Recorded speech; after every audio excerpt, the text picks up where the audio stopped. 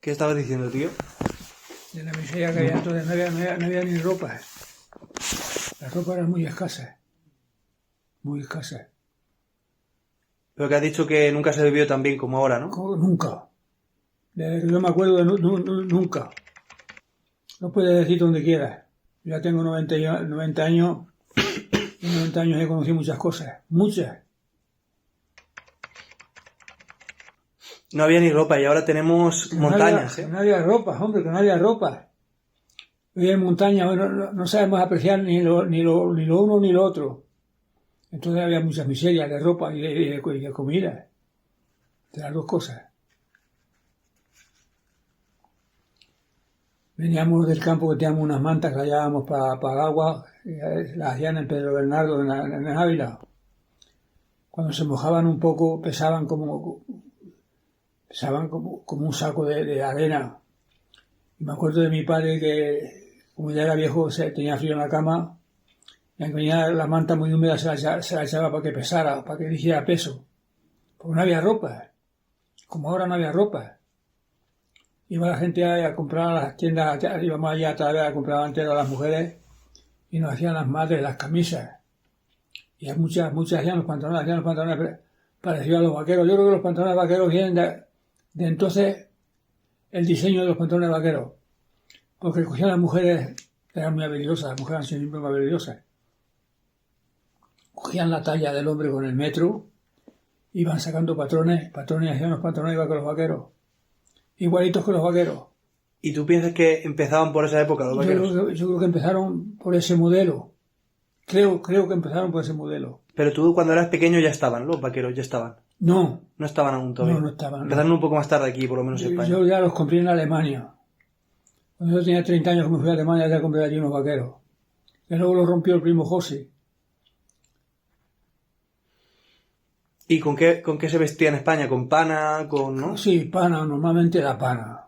¿Y qué más? Había... La pana y el azul marino de tela como... Era Sí. tela como esta que llevo yo aquí, los pantalones de más, azul marino. Exacto. El del trabajo, el pantalón de trabajo que tenías. El trabajo, sí. Sí. Y la ropa de los soldados también se llevaba ya. ¿Y se vestía, por ejemplo, lino o no? ¿O era muy caro eso, no? El lino era más caro. Más caro. ¿Algodón se vestía? Sí, existía ya el lino. Pero existía. ¿Y el algodón se vestía o muy poca gente? El algodón también sí existía el algodón, pero muy poco porque las camisas duraban muy poco. Ya. Se enganchaban con unas hasta la gente que estábamos en el campo y veíamos a casa todos rotos. O sea, que eran de telas duras, ¿no? Eran telas que no duraban. Pero las que llevabais vosotros para trabajar eran telas fuertes, ¿no? Eran telas... No, llevábamos lo que teníamos para poner toda la semana o cada 2 semanas, porque no nos mudábamos como ahora nos mudamos de ropa como queríamos, entonces no. No había tampoco para lavarse todos los días ni nada, ¿no? La gente iba a lavar a los arroyos porque no había agua en las casas. Ya.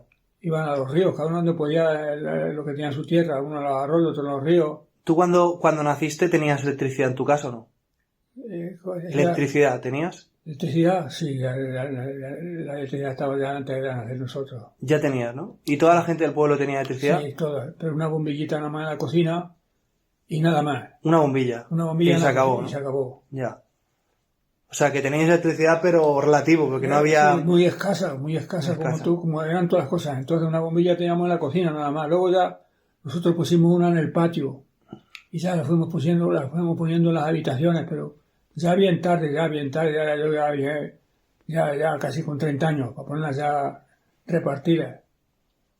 Pero cuando yo era pequeño, además una en la cocina. Y cuando tú eras pequeño, cuando eras un chaval, ¿el calor en la casa era con leña o con leña con leña? Con leña de allí del campo que teníamos nosotros, los robles. Eso tampoco lo tenía toda la gente. Teníamos toda la leña que queríamos. Teníamos con las caballerías y teníamos la lumbre allí en la cocina y allí nos apoyábamos a la lumbre.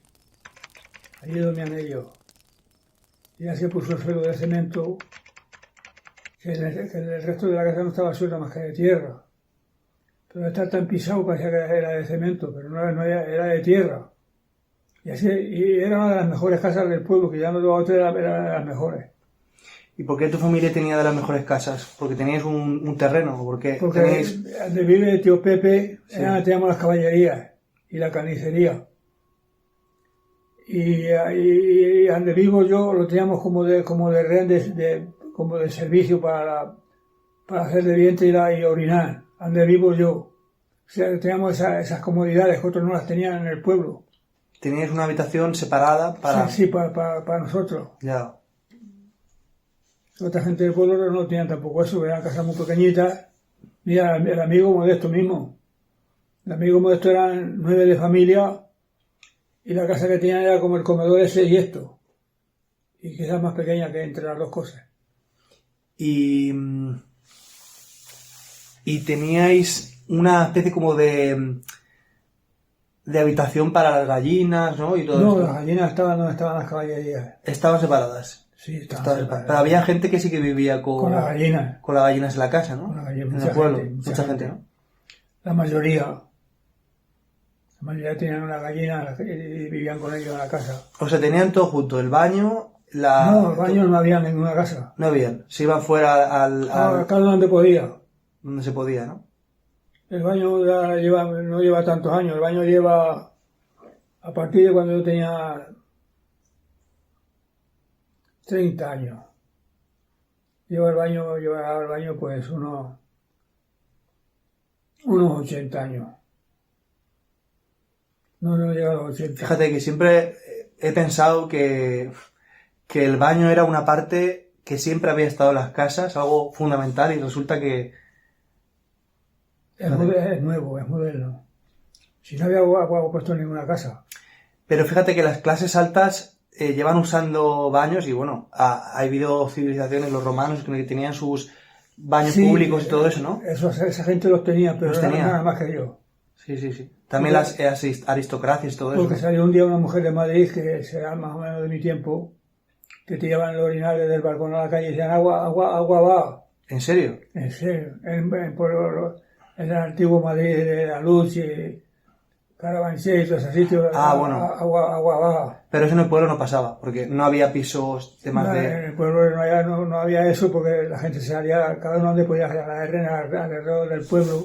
Ya. Y orinaban en el orinar y lo tiraban cada uno donde podía, pero si no había servicio en ninguna casa, si eso, el servicio en la casa lleva pocos años. Ujú. Es increíble, tío. Es que la gente joven se cree que ha estado toda la vida como estaban las cosas, que no, hombre, que no han estado como están ahora las cosas. Pues ya entiendo que tengo unos 12 años. Ya estaba yo fuerte con esa edad, ya me defendía lo bien. Ya me consideraba yo, entonces ya me iba considerando ya un hombre yo. Llevaba ya 6 años trabajando todas las mañanas en el campo. No, y luego cuando llegaban las vacaciones de verano me compraba el abuelo una partida de animales y me mandaba todos los días de correo. No tenía ni vacaciones ni nada. En verano nada. Nada. Estaba ocupado con los animales. Y eso es la rabia que tengo yo de los tíos de entonces, que eran abusaban demasiado los niños. Los hombres. Sí, los mandaban desde muy pequeñitos. Goro, el mismo Goro, el primo Goro, con 9 años iba con 70 cabras que tenían. Con 9 años, porque lo sé muy bien, porque yo tenía 18 que estaba con las nuestras y él iba conmigo que tenía 9. Con 9 añitos, tú ves con 9 años un niño con 70 cabras. Calla, hombre, calla, aquellos fueron unos años más asquerosos. ¿Y tú no crees que toda esa fuerza que tenías de disciplina viene de lo que me has contado al principio, de lo duros que eran contigo cuando eras... Hombre, no es que fueran duros conmigo, era la vida que era con todo el mundo, no es conmigo, era con todo. Era la vida que era así, no era de otra manera, es que era así. Los niños estábamos ya metidos en el trabajo como niños, pero metidos en el trabajo. No es que fueran duros conmigo mis padres, no, es que era general. ¿Tu padre no fue duro contigo? No, en ningún momento. O sea, que la vida era así, que había que aportar todo un granito de arena para casa. El del más pequeño al más mayor. 400 euros. Dan para comer legumbres. Que entonces no había ni para eso. Pero la gente no sabe, no tiene ni idea de lo que ha sido la gente de antes, ni mucho menos, hombre. Una vez se le murió a tío Pepe unos cerrillos pequeños y los enterró, y un vecino de ahí se enteró de la había enterrado y los sacó y los cogió y se los comió. Mira qué extremos había. Aquellos sí que eran extremos, extremos duros. Aquello fue más duro de lo que la gente. Lo que tiene es que la gente tiene la memoria muy corta. Ahora todo el mundo vivió muy bien entonces, de boquilla. Era todo el mundo rico. El carro, la madre que lo parió. Que se lo haya olvidado aquello. Eso no se puede olvidar nunca. Eso se queda ahí grabado como un sello que te quema en la piel. No se va a olvidar aquello. Tenían aquí los guardias. Hubo una vez un cabo que se llamaba Mansilla, que era como esta silla de alto y delgadito, pero vaya bicho malo. Pero una vez unos gitanillos ahí durmiendo en una encina en San Román, los pobrecillos, y los ametralló con la metralleta. Lo dijo aquí, lo dijo un guardia, una tía mía, y luego ese guardia cuando lo dijo le empezó a decirlo, pero yo lo había dicho. Ya se supo por eso. No se puede hacer eso con nadie. Ni porque sea gitano, ni porque sea como sea. Lo único que hay que hacer si una persona es un malhechor, pararle los pies de forma de político, o sea, de forma judicial. Entonces la justicia no existía para la gente de batalla, no había justicia que valga más. Que tú has robado una java, se corta la mano o el cuello. Fue duro aquello. Ahora te enteras mucho de lo duro que fue cuando ya se han pasado tantos años.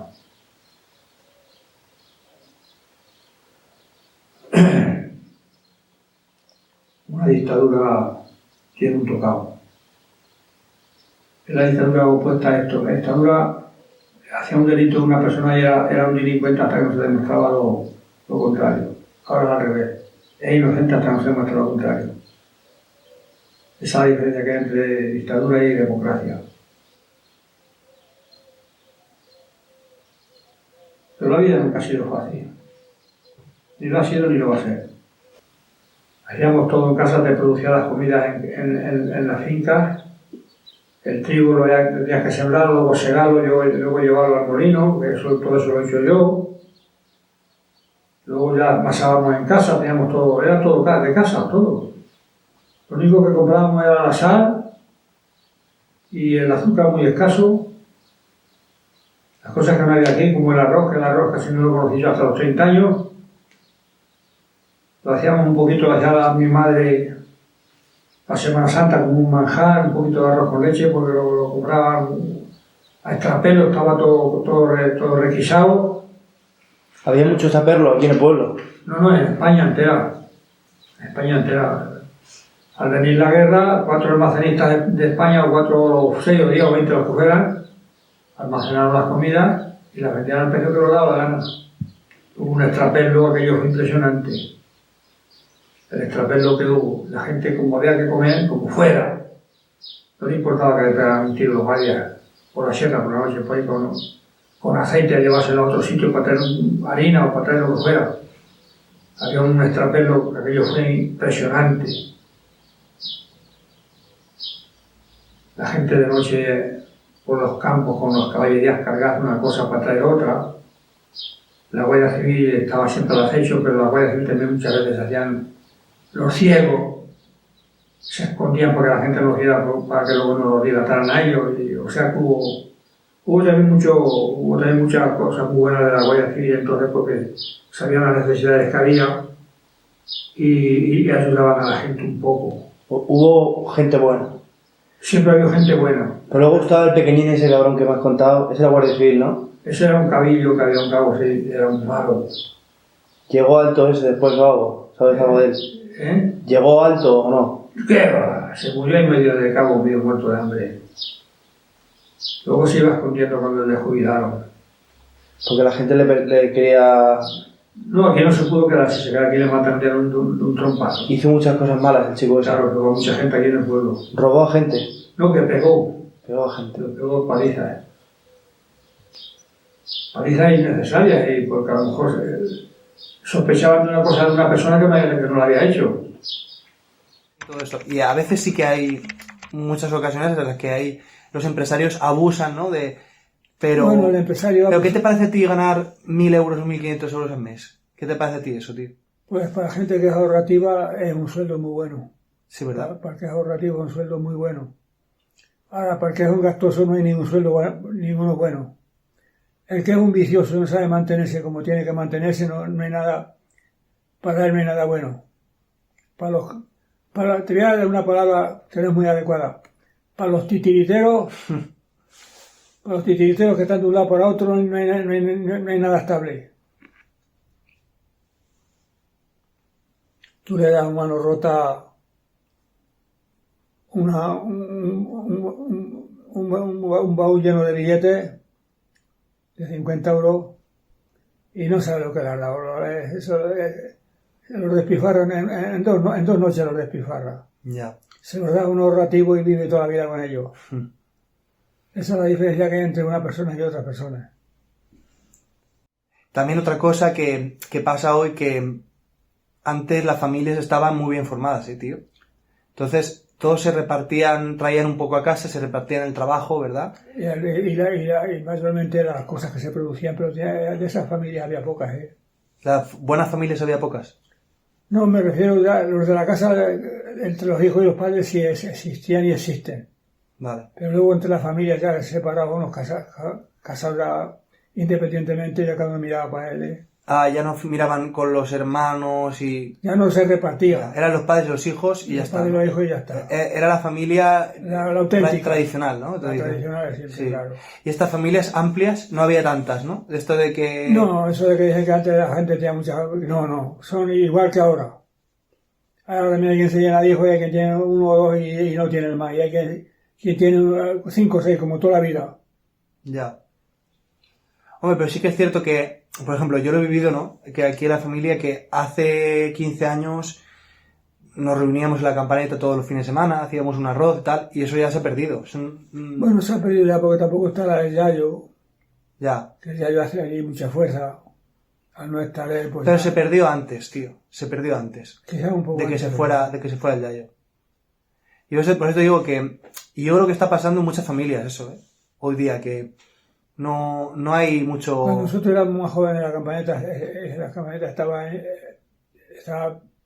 siempre perenne, al no estar el yayo, o algo, pero estar allí tampoco ya se perdió de la campaneta. Ya se ha quedado perdida del todo.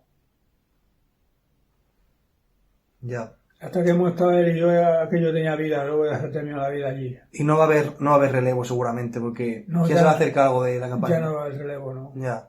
Yo creo que el campo, bueno, no sé, a no ser que las cosas se pongan muy canutas, ¿no? Y tengamos que volver, pero el campo va a ser algo ya prácticamente de pasar el tiempo, de tranquilidad. Campo, ya, como te he dicho antes, como hay maquinaria, sí. Ya eso del campo ya se pasó.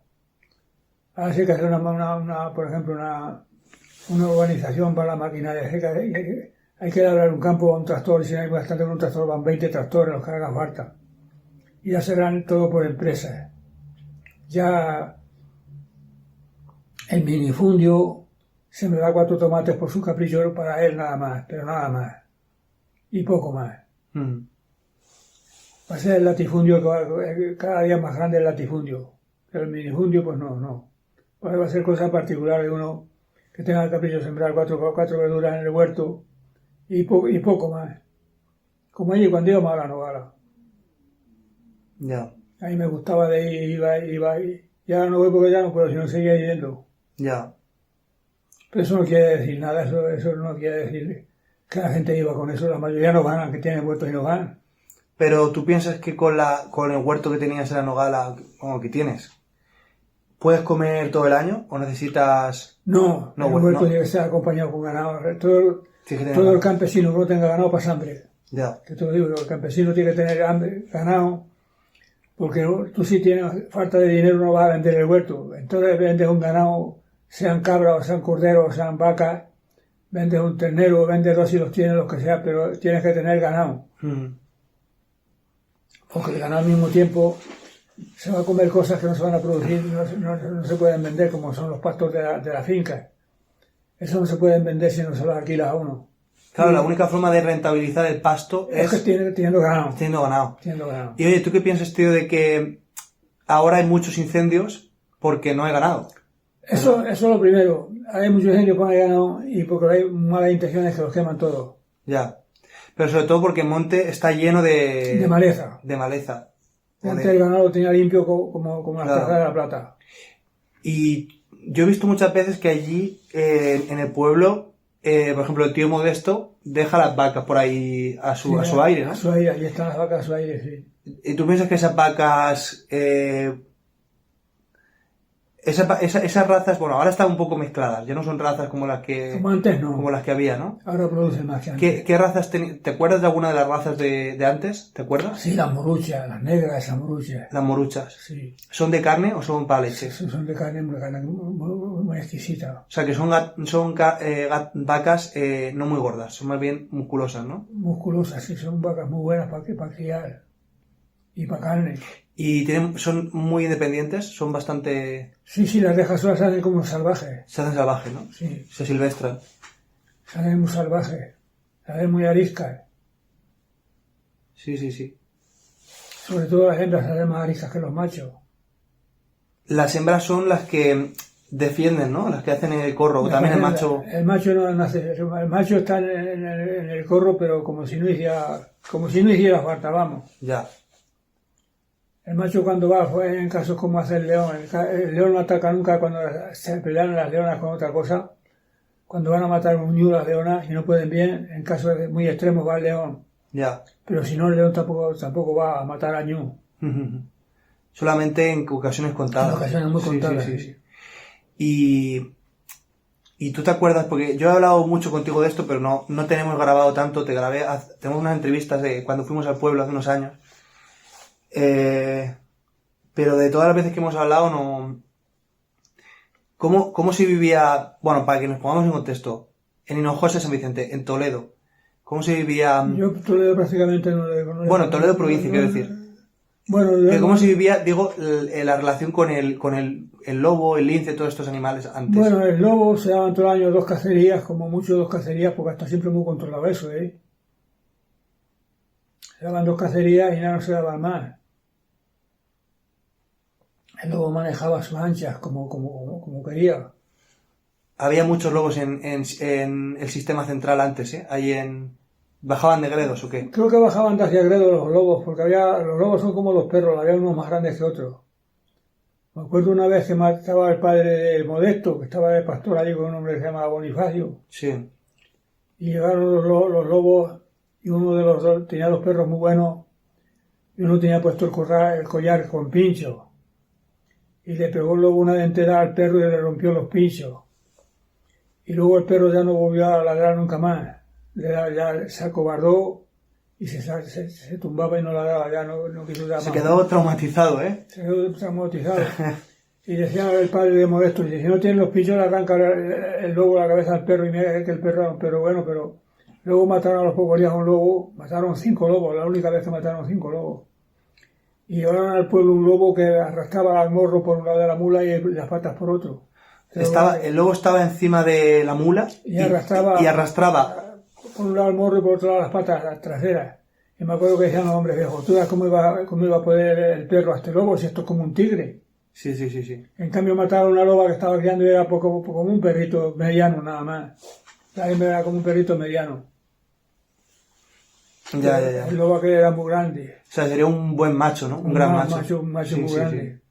Sí. Es que el lobo de aquí de la península ibérica, el lobo ibérico, algunos machos se hacen muy grandes. Aquel era muy grande. ¿Y tú eres un niño cuando viste eso? Pues ya tendría yo 10 o 12 años tendría yo, porque me acuerdo que estábamos, el primo Añano y yo estábamos en una finca que tenemos que se llama La Posada. Fuimos a llevar las caballerías allá a la Posada y nos dijeron que había matado un lobo que estaba en la plaza y fuimos corriendo a ver el lobo. Y claro, nos pareció, pues, como un niño nos pareció muy grande y lo que oíamos de los viejos. Ya. Y Estamos hablando de los años Pues 40, mira, algo así, ¿no? tendría yo, vamos a poner que tenía 12 años no tenía, tendría entre los 10 y los 12, vamos a poner que tenía 11, por ejemplo, nací en el 31, pues sería en el 42 o 43. Te dejó impactado eso, tío. Claro. Te dejó impactado, Es que cuando ves a un animal fuerte, impresiona, Claro, como éramos pequeños, no habíamos visto nunca un lobo y aquello nos impresionó tanto. El lobo tiene que seguir, tío, no podemos desaparecerlo No, si tampoco. no va a desaparecer, no, si no va a desaparecer. Entonces decían que bajaban de ave, a saber dónde venían, porque decían que corrían por las noches los lobos 100 kilómetros. Al trote que se ponen, al trote 100 kilómetros.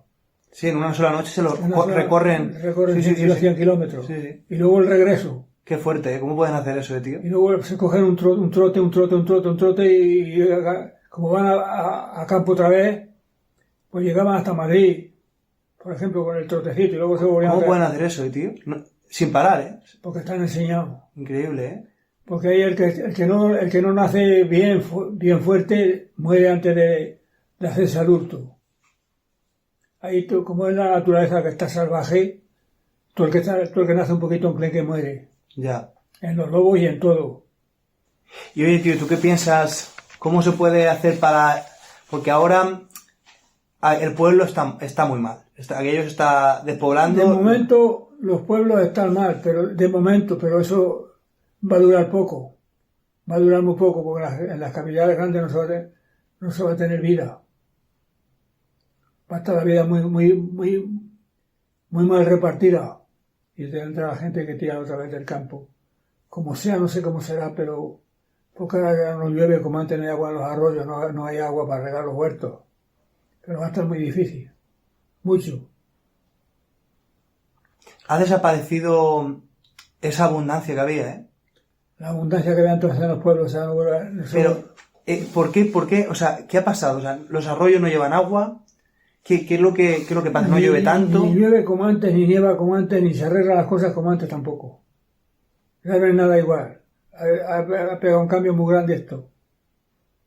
Antes en Hinojosa se llevaba a llover y los arroyos bajaban como ríos. Como ríos, eso ya no se ha visto, yo no sé si se verá alguna vez más, no sé si se verá. De la sierra bajaban unas gargantas de agua por la sierra hacia abajo que no veas. El arroyo de Guamora era como un río, no se podía pasar con caballerías ni con ganado. Teníamos que ir por la carretera para pasar por el puente de la carretera, cuando llovía tanto. Y nevar, ¿para qué te iba a decir? La nieve allí en la arriba, la parte arriba de la Nogala, duraba hasta el mes de abril, en los remansos duraba la nieve todo el mes de marzo. Hoy ya eso no lo hay. Nieva un poco de Madrid para arriba, un poco, pero nada, que nieva un poco allá. En la carretera lleva 3 dedos de nieve. Ya aquello ya no hay nada.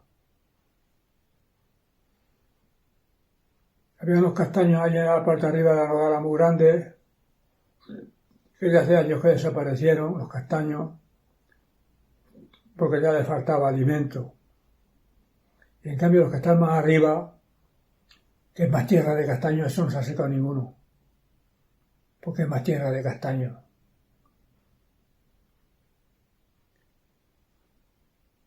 ¿Cómo ha cambiado todo, Desde todo. La edad que tengo ya ha cambiado todo mucho, todo. Ha pegado un cambio muy grande. Tú, dime qué te parece esta idea, que yo la he leído alguna vez y creo que tiene mucho sentido. Que debido a la tecnología ha cambiado más el mundo en este último siglo, Más que en el resto de la vida. más que el resto de la historia anterior. Anterior sí, más que el resto de la historia anterior sí. Ahora viene un progreso que no ha venido muy bien, pero tampoco le hemos sabido respetar. Y no sabemos respetarle.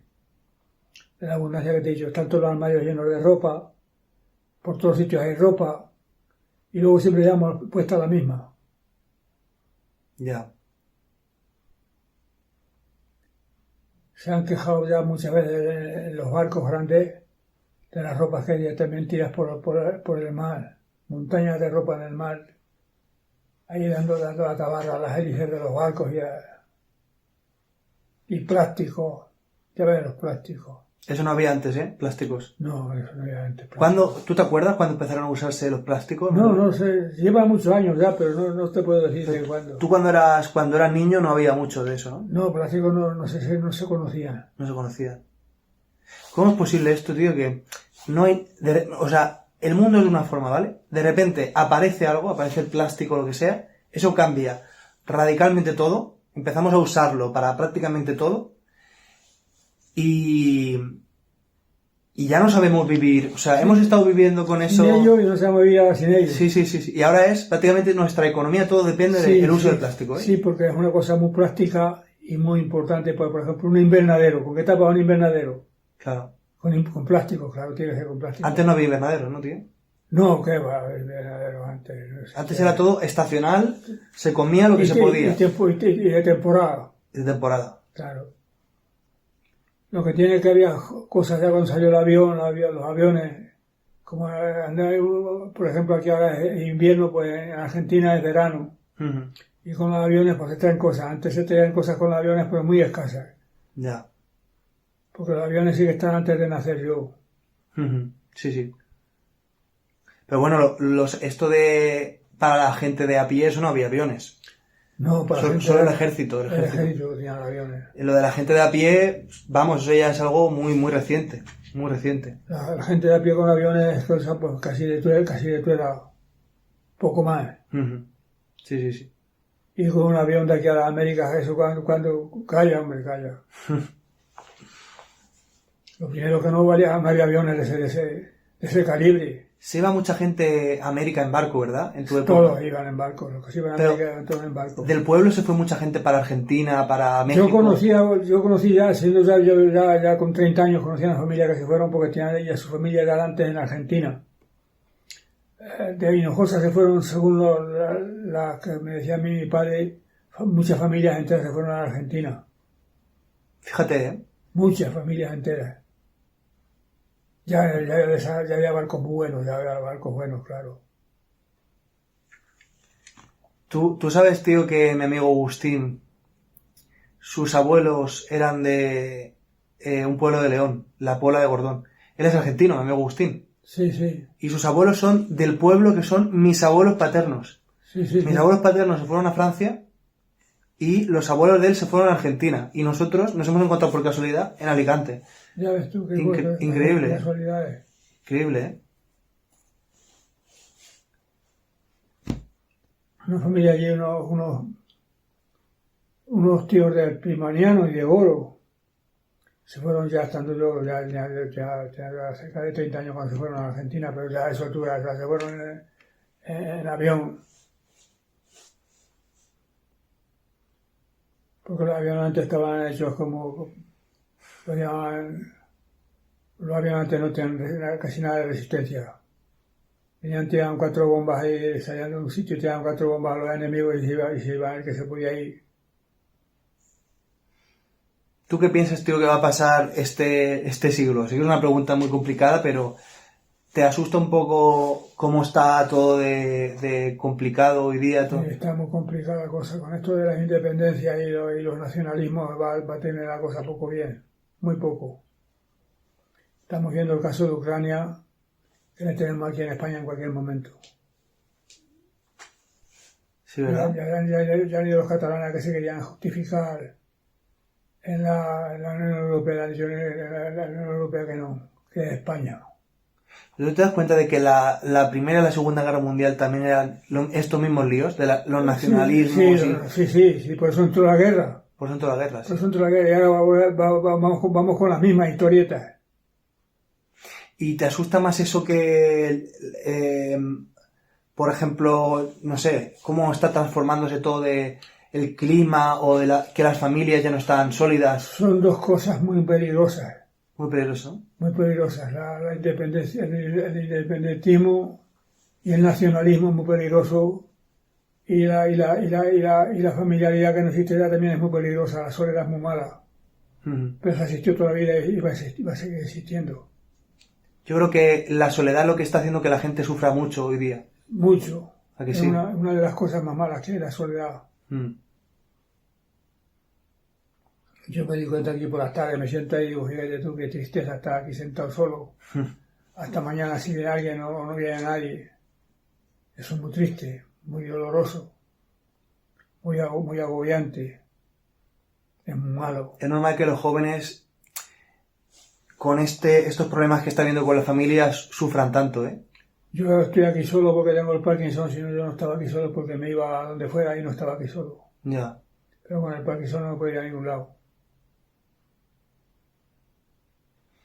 Pues bueno, tío, a ver si mi generación abre los ojos un poco con respecto a algunas cosas y... Sí, algunas se arreglarán, porque la gente se está concienciando cada día más, la gente joven tiene ya una preparación muy buena y se están concienciando de otra forma distinta a la que hemos vivido, como por ejemplo, la época mía.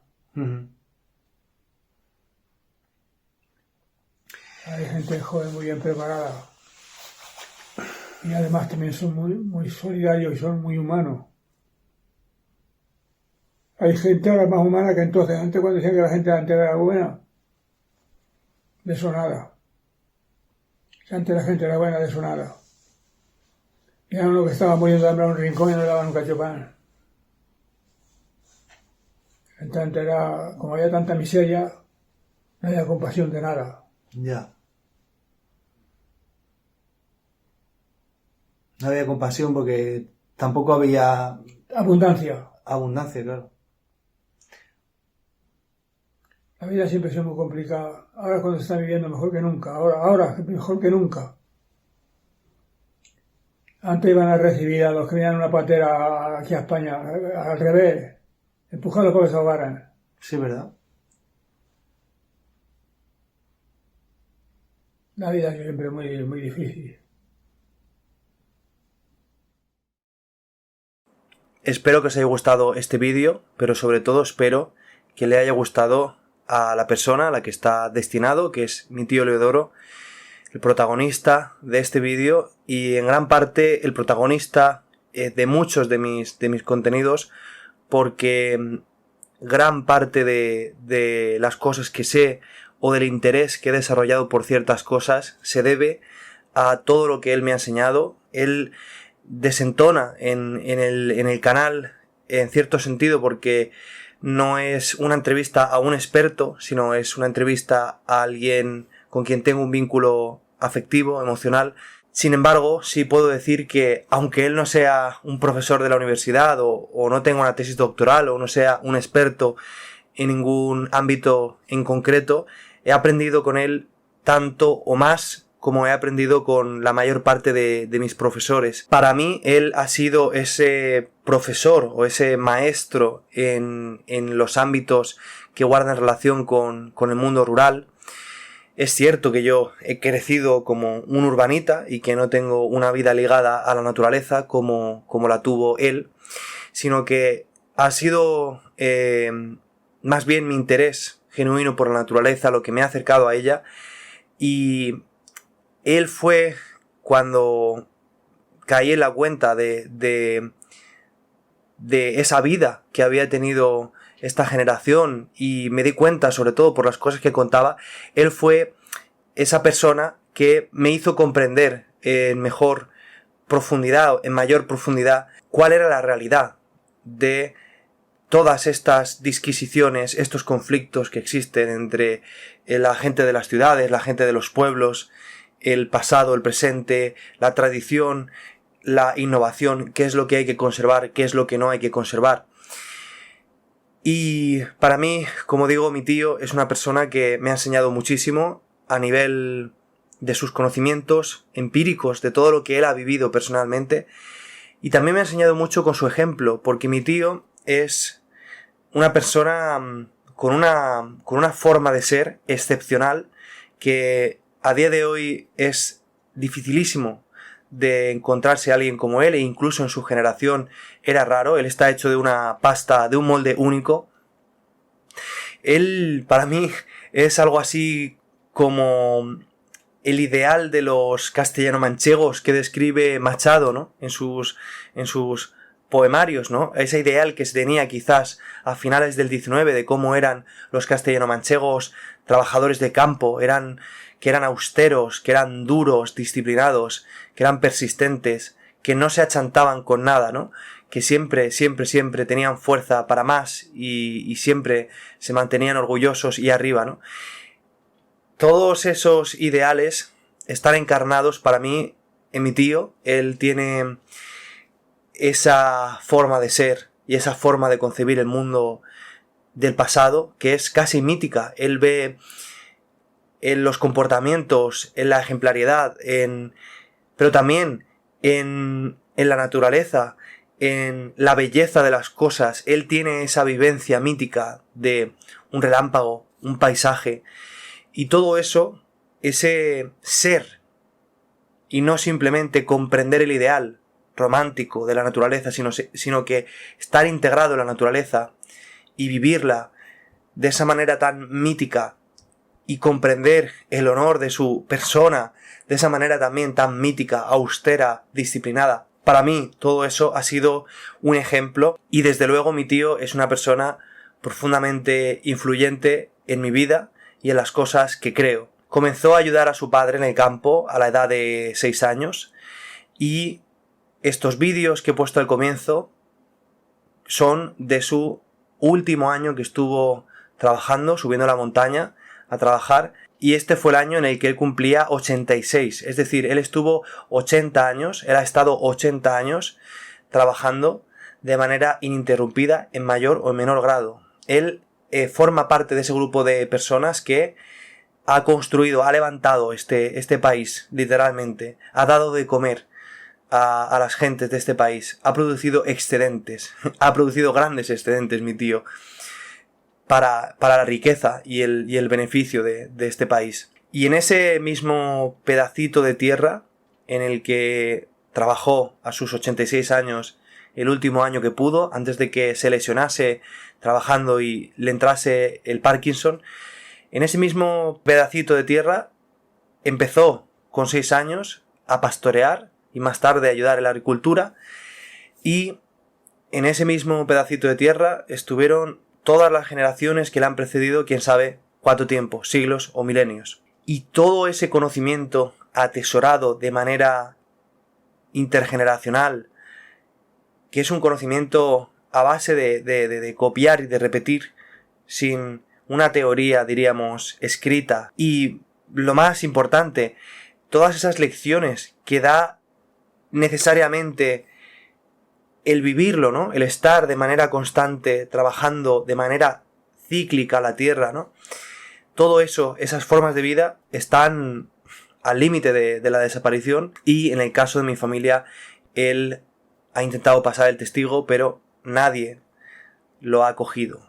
Estas formas de vida van a desaparecer tarde o temprano. Es parte de la historia, es parte de las dinámicas de la historia, pero debemos de estar agradecidos a las personas que han levantado todo esto y han hecho que, habiendo ellos trabajado desde los 6 años, nosotros nos podamos permitir todo esto, ¿no?, que tengo aquí atrás. Pero mi tío, además de todo eso, es una especie también de filósofo. Él no pudo formarse en la educación superior, fue a la escuela, pero durante muy poco tiempo. Él no estudió en la universidad, pero es una persona que siguió leyendo después, a lo largo de su vida, y le da muchas vueltas a las cosas. Entonces, esa personalidad que tiene le ha hecho llegar a conclusiones que en muchas ocasiones son de gran profundidad, son de una persona que serían equivalentes a una persona que ha reflexionado de manera metódica, ¿no?, filosófica, sobre estos temas, porque él tiene esa forma de ser, ¿no?, que igual que es disciplinado en el trabajo, también es metódico a la hora de pensar y de interpretar. Y la verdad es que muchas de las ideas que tiene, de las conclusiones a las que ha llegado, de la forma de ver las cosas, a mí me ha parecido algo único, y desde hace mucho tiempo le escucho, le pregunto, desde hace mucho tiempo estoy interesado en comprender su visión de las cosas, de alguien que ha vivido de manera consciente durante más de 9 décadas, porque hay gente que pasa por la vida sin darse mucha cuenta de lo que hay a su alrededor, pero él ha sido siempre atento, detallista, reflexivo, y esta actitud que él tiene de metódica, ¿no?, casi de filósofo, me ha permitido contrastar durante mi desarrollo como conservacionista muchas de las cosas que se decían tanto desde el mundo de la conservación como desde el mundo rural, como sectores ajenos más posicionados a favor o en contra de los postulados de cada bando, por así decirlo. Y como veis en este vídeo, cuando hemos hablado del lobo, cuando hemos hablado del ganado, hay muchas de las ideas que son muy esclarecedoras de las que él dice para comprender, por ejemplo, cómo es el comportamiento de los toros y de las vacas, ¿no?, que se han usado las razas tradicionales, o cómo vivía la gente de comienzos del siglo XX la relación con el lobo. Aunque desde luego no voy a decir que mi tío sea el máximo defensor del lobo, pero como habéis visto, él tiene una visión totémica casi del lobo, es decir, valora o admira la fiereza del lobo, admira el animal por sus potencias, por sus capacidades, lo respeta, y en ese sentido esa idea que él tiene de la naturaleza, como decía antes, tan mítica, es bella y es valiosa, y es algo que mi generación ha perdido, que yo comprendo de manera totalmente empática, porque también lo siento de esa forma, porque creo, como considera mucha gente, que la naturaleza es algo trascendente, que la belleza es algo trascendente, que en fin, que las experiencias vitales que forjan el carácter de los seres humanos en muchas ocasiones se vertebran o apuntan hacia una misma naturaleza común, la naturaleza humana. Y por eso creo, por esa naturaleza humana común que trasciende los tiempos, creo que las enseñanzas de una persona de 90 años son tan valiosas, sobre todo de una persona tan consciente como lo ha sido mi tío, como las enseñanzas que te podría dar un profesor de la universidad. De hecho, creo que hoy día la universidad, por desgracia, se nos han olvidado muchas de las condiciones reales, materiales, y la vivencia real de las personas que nos hicieron posible, y hablamos en unos términos que me parecen injustos y me parecen condenatorios de una generación que tuvo muy poquito o casi nada. Y creo que si prestamos atención al hecho de que la naturaleza humana es la misma, deberíamos de pensar que en la misma situación hubiéramos actuado de manera, si no idéntica, muy similar. Y creo que deberíamos de valorar que a pesar de todo, las cosas fueron mejor. Y las cosas pasaron a ser mejor por el esfuerzo y el sacrificio de esta gente, que creo que es un error total y absoluto condenar. Y yo quería rendir este homenaje a mi tío porque sé que a él le hace ilusión que la gente sepa de todas estas cosas que él vivió. Espero haber estado a la altura, espero que te haya gustado mucho, tío, este vídeo, y de nuevo espero que valoremos todas estas cosas. Como ya le dije hace un año, en su último cumpleaños, le escribí en una nota y le dije: cuando tenga tu edad hablaré de ti. Que no se nos olvide todo esto y valoremos a gente que nos ha hecho posible. Nos vemos en el siguiente vídeo. Bueno, estamos en el huerto de la Nogala, es un huerto del pueblo. Me alejo un poco de mi tío porque para mi tío todos los vídeos son tontunas, como él dice. Entonces no le gusta mucho el tema de las cámaras alrededor de él. Aunque sí que le hace ilusión que a su edad, 86 años, un chaval joven le esté preguntando constantemente las cosas de la naturaleza, del pueblo y todo eso.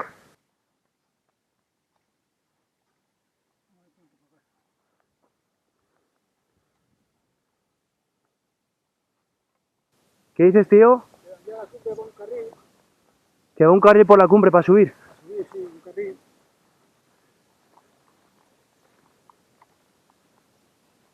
Yo me acuerdo cuando venimos hace unos años que sí que nos encontramos a alguien aquí, me suena.